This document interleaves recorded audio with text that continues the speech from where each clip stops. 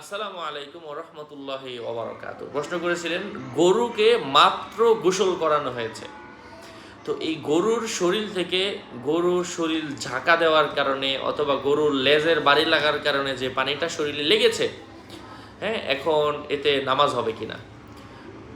তো প্রশ্ন করেছিলেন যিনি গরুর পালেন, উনি। তো এর উত্তর হচ্ছে যে গরুকে যে আপনি গোসল করালেন, গোসল খুব ভালোভাবে করিয়েছেন এবং গোসল করানোর পরে গরুর শরীরে কোনো ধরনের নাপাকি নেই, কোনো গোবর নেই, কোনো পেশাব পায়খানা নেই, হ্যাঁ, পথিমধ্যে গোসল করিয়ে নেওয়ার সময় হঠাৎ করে আপনার শরীরে বাড়ি লাগলো অথবা আপনার শরীর গরুর শরীরের সাথে লাগলো, তো অথবা আপনি আদর করে গরুর মাথাটা বলিয়ে দিলেন, কোনো নাপাকি নেই, তাহলে এটা সব আপনি নামাজ পড়তে পারেন, অসুবিধা নেই। কিন্তু যদি মনে হয় গোসল করানোর পরে গরুর শরীরে কিছু পায়খানা বাকি ছিল অথবা কোনো পেশাব গরু পরবর্তীতে করেছে, সেখান থেকে বাড়ি আপনার শরীরে লেগেছে, তাহলে কিন্তু আপনার শরীর নাপাক হয়ে যাবে, কারণ পেশাব অথবা পায়খানাই কিন্তু আপনার শরীরের মধ্যে লাগলো। যাই হোক, আরও আপডেট পেতে সাথেই থাকবেন। আসসালামু আলাইকুম ওয়া রাহমাতুল্লাহ।